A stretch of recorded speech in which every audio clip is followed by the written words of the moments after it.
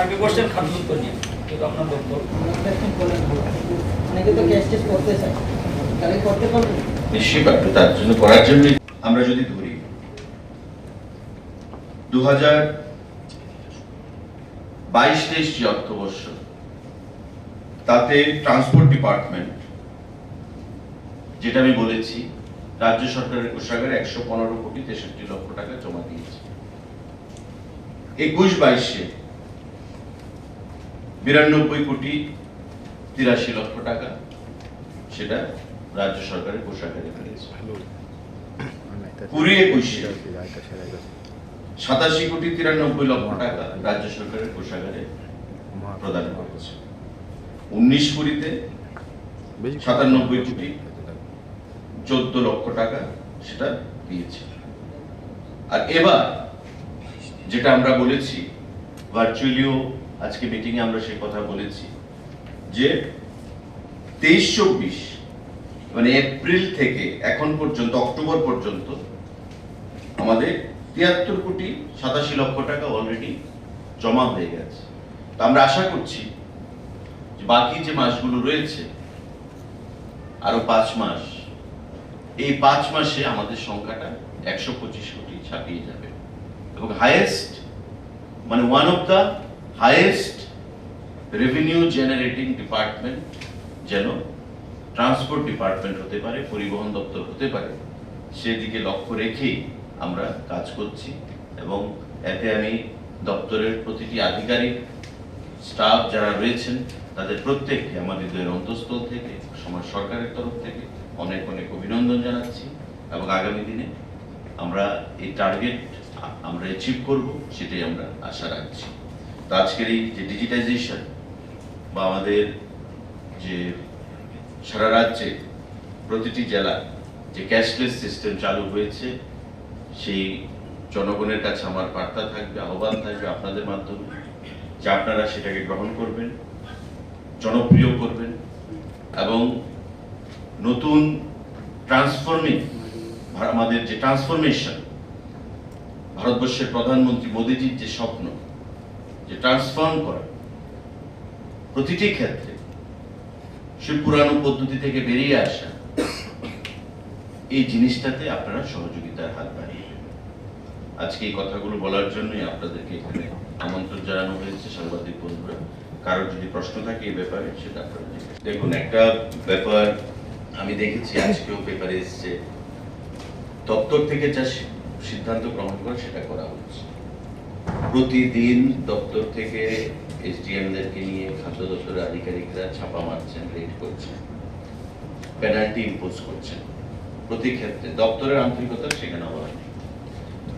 কিন্তু পাশাপাশি আরেকটা যে জিনিস, আপনি পার্শ্ববর্তী গুয়াহাটি মার্কেটটা যাচাই করুন, পশ্চিমবঙ্গের কলকাতার মার্কেটটা যাচাই করুন, আপনি নাসিক যাচাই করুন, দিল্লি যাচাই করুন। প্রতিটা বাজারে সারা দেশে পেঁয়াজের দাম ঊর্ধ্বমুখী। 80 টাকা, 85 টাকা, 70 টাকা, 75 টাকা পার কেজি। আমাদের রাজ্যে 60 টাকা যেটা ছিল, এখন 55 টাকা হয়েছে। কখনো আমরা চাই না যে মানুষের সাফারিং হোক, কিন্তু সারা দেশে যেখানে এই অবস্থা, গোলবাজার বা মানে মহারাজগঞ্জ বাজার বা বটতলা বাজার বা জিবি বাজার এক্সেপশনাল হবে সেটা আমরা আশা করতে পারি। কিন্তু আমাদের কথা হচ্ছে যে জায়গায় আছে তার থেকে যেন বৃদ্ধি না হয়। যেটা বৃদ্ধি পেয়েছে সেটা considering the market price across the country. এখানে সারা দেশের মার্কেট যা আছে এখানে তাই থাকবে অ্যাজ পার দ্য ইন্ডেক্স। প্রতিদিনের যে ইন্ডেক্স থাকে সেই ইন্ডেক্স অনুযায়ী আমার রেটটা হবে, কিন্তু তার থেকে যেন বৃদ্ধি না হয় তার জন্য আমাদের দপ্তর সর্বদা সজাগ রয়েছে এবং বিভিন্ন ব্যবস্থা আপনারা দেখেছেন আমরা গ্রহণ করেছি। আমরা গিয়ে যদি কোনো অসাধু ব্যবসায়ী পাচ্ছি, সেখানে দেরেন দেয়ার দোকানকে তালা লাগানো হচ্ছে, হাজার হাজার টাকা পেনাল্টি করা হচ্ছে। এবং আমি যখন আলাদাভাবে খাদ্য দপ্তর নিয়ে সাংবাদিক বৈঠক করব, তখন আপনাদেরকে আমি তথ্য দিয়ে দেব যে কত লক্ষ টাকা কত 2 মাসে আমাদের ট্রেজারিতে জমা করেছে, মানে দপ্তরে জমা করেছে অ্যাজ পেনাল্টি অ্যামাউন্ট। কতটা দোকানের লাইসেন্স ক্যান্সেল করা হয়েছে, কত ছাপা মারা হয়েছে। এই জিনিসগুলি তো এমন নয় যে আপনি ওভারনাইট চেঞ্জ করে ফেলতে পারবেন। এখন যারা ব্যবসায়ীরা ব্যবসা করছে তারা নিশ্চয়ই লসে ব্যবসা করবে না, এটা তাদের বক্তব্য যে আমরা তো তাদের লসে ব্যবসা করবো, বা যারা আধিকারিকরা যাচ্ছেন যে স্যার আমরা তো লসে ব্যবসা করবো না। কিন্তু মানুষের পকেট কাটা হোক সেটাও আমরা চাই না, আমরা কোনোভাবেই চাইব না। তো সেই ক্ষেত্রে গুয়াহাটির মার্কেটে যা পেঁয়াজের মূল্য, শিলংয়ের মার্কেটে যা পেঁয়াজের মূল্য, পশ্চিমবাংলার কলকাতাতে যা পেঁয়াজের মূল্য, আমাদের পার্শ্ববর্তী আমি তিনটে জায়গার কথা বললাম, আপনি দেখবেন সেই তুলনায় আমাদের রাজ্যে যথেষ্ট ভালো অবস্থানে রয়েছে এবং এর থেকে যেন না বৃদ্ধি পায় সেটাই আমাদের এনশিওর করতে হবে। আমি আপনাদের প্রতিদিনই সেগুলো খবরের কাগজে আসছে, কিন্তু আমি মনে করব ভারতবর্ষের অন্যান্য মার্কেটের সঙ্গে তুলনা করে আজকে পশ্চিমবাংলায় যদি পেঁয়াজের মূল্য 65 টাকা হয়, আমাদের রাজ্যে যদি 55 টাকা হয়, তো আমি মনে করি সেটা অনেক ভালো, বেটার। কারণ ট্রান্সপোর্টেশন কস্ট রয়েছে, ট্রান্সপোর্টেশন কস্ট দিয়ে আমাকে আগরতলায় পৌঁছতে হবে সেই পেঁয়াজটা। মাঝখানে রাস্তাতে ইটস এ প্যারিশেবল আইটেম, পচনশীল জিনিস, নষ্ট হতে পারে, ন্যাচারাল ক্যালামিটিসের ব্যাপার রয়েছে। তো সমস্ত কিছু বিচার করে আমার মনে হয় একতরফা আলোচনা না করে, একতরফা লেখালেখি না করে, আমার ন্যাশনাল লেভেলে ইন্ডেক্স কি, সারা রাজ্যের ইন্ডেক্সটা কি, মানে প্রাইস ইন্ডেক্স, সেটা বিচার করে ডিসিশন নেওয়া হবে। তো দপ্তর সদা জাগ্রত এবং আমি আহ্বান জানাবো ব্যবসায়ীদের কাছে যাতে কোনো অবস্থাতে যা মার্কেটে রয়েছে তার থেকে যেন পেঁয়াজ আর মূল্য বৃদ্ধি না হয়। ক্যাশলেস হবে, কাউকে হার্ড ক্যাশ দিতে হবে না, এটিএম কার্ড দিয়ে বা ইউপিআই এর মাধ্যমে, মোবাইলের মাধ্যমে, অনলাইন সেই সিস্টেমে তারা পেমেন্ট করতে পারবে। এতে করে আমাদের বিশ্বাস সারা রাজ্যে এই 8টি জেলা এবং অবশ্যই আগরতলা পশ্চিম জেলা, টোটাল 8টি জেলা, আমাদের যে লক্ষ্যমাত্রা বিগত অর্থ বছরে আমাদের পরিবহন দপ্তর রাজ্যে রেভিনিউ কালেকশনে একটা গুরুত্বপূর্ণ ভূমিকা পালন করেছে এবং 115 কোটি টাকা রাজ্য সরকারের কোষাগারে পরিবহন দপ্তর থেকে সেখানে জমা হয়েছে।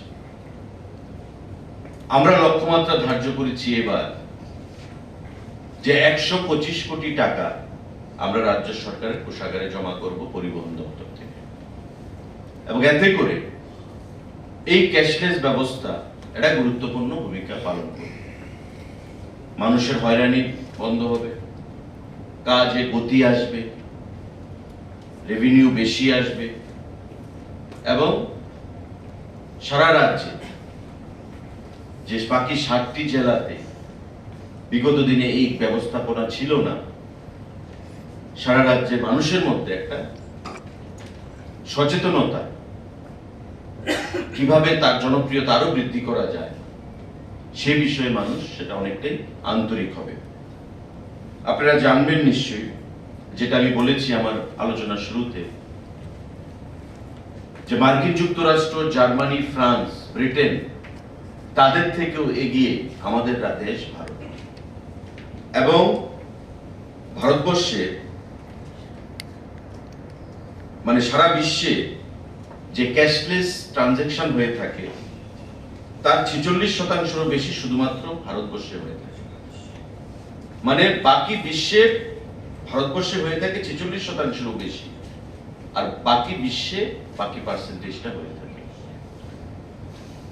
2022 এবং 23 অর্থবর্ষে মোট 13,662 কোটি সংখ্যক ডিজিটাল ট্রানজাকশন ভারতবর্ষে হয়েছে এবং এতে করে আর্থিক যে লেনদেন হয়েছে তার পরিমাণ হচ্ছে 3344 লক্ষ কোটি টাকা ক্যাশলেস ট্রানজাকশন।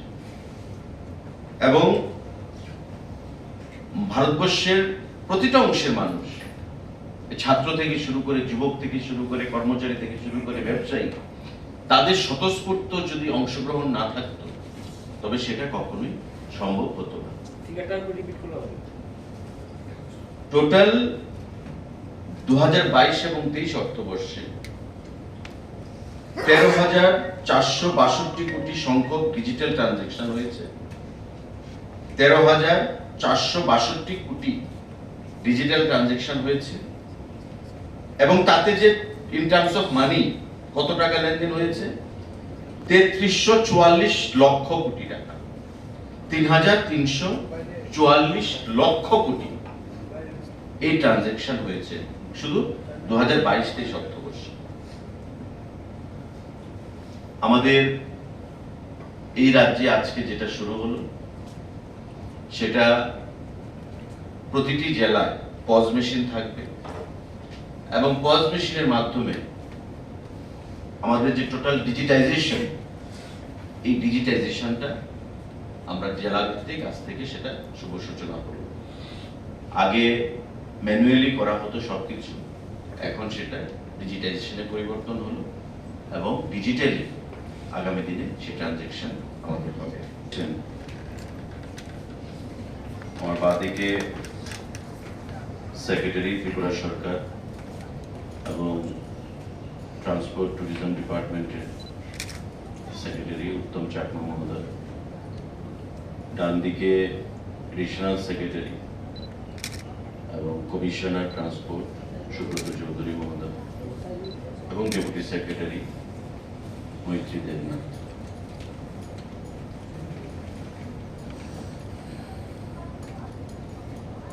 আপনারা জানেন যে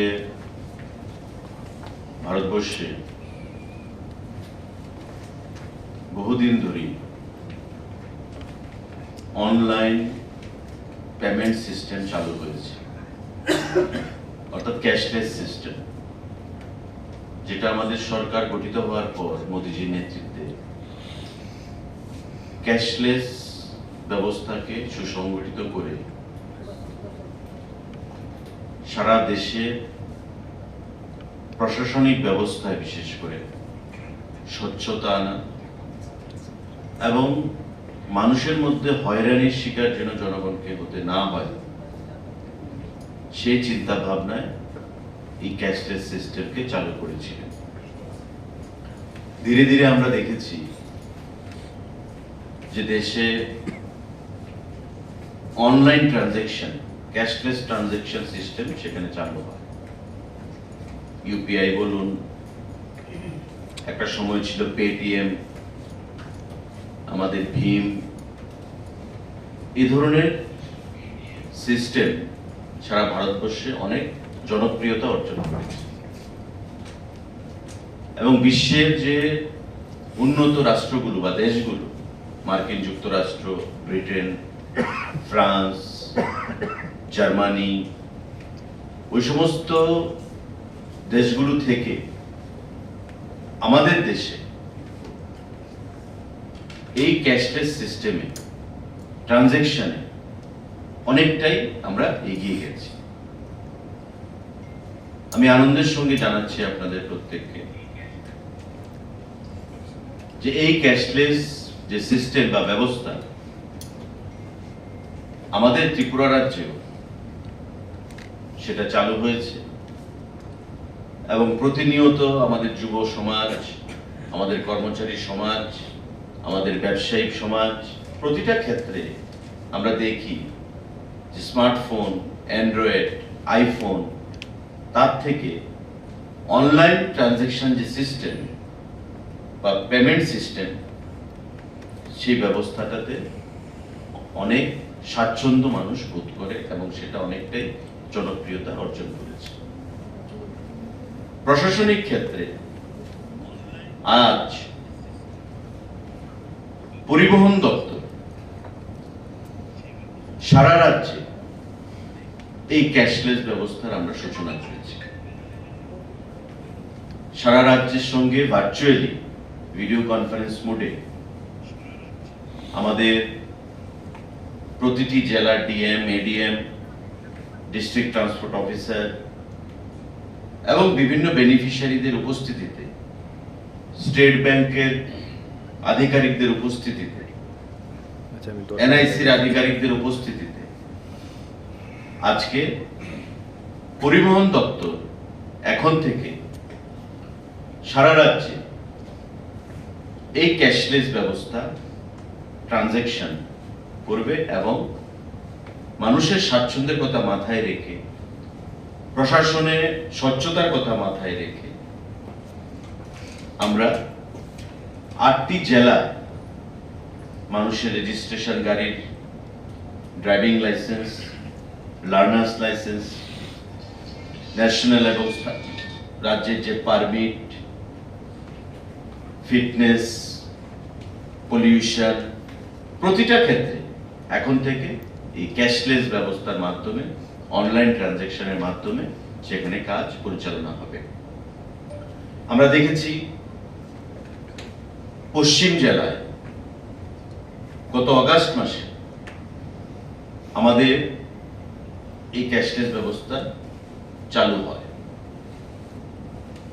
সারা রাজ্যে যে বাকি 7টি জেলা তাতে ক্যাশলেস ব্যবস্থা ছিল না, কিন্তু পশ্চিম ব্যবস্থায় আমরা সেটা চালু করেছিলাম কেস স্টাডি হিসাবে, মানুষ থেকে রেসপন্সটা কেমন পাওয়া যায় সেটা দেখার জন্য।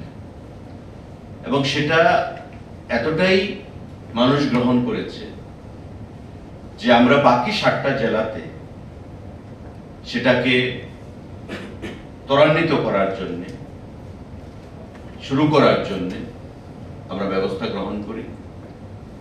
আমি ধন্যবাদ জানাবো আমাদের ট্রান্সপোর্টের যিনি সেক্রেটারি আছেন চাকমা সাহেবকে এবং এডিশনাল সেক্রেটারিকে সুব্রত বাবু।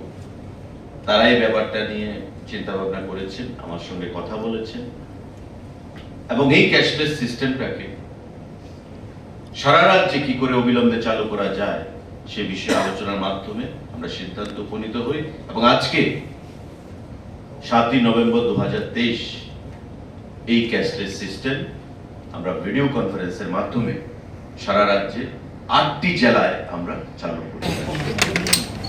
আগে কোশ্চেন খাদ্য নিয়ে কিন্তু আপনার বক্তব্য অনেকে তো ক্যাশ টেস্ট করতে চায়, তাহলে করতে পারবেন? নিশ্চয়ই পারবে, তার জন্য করার জন্য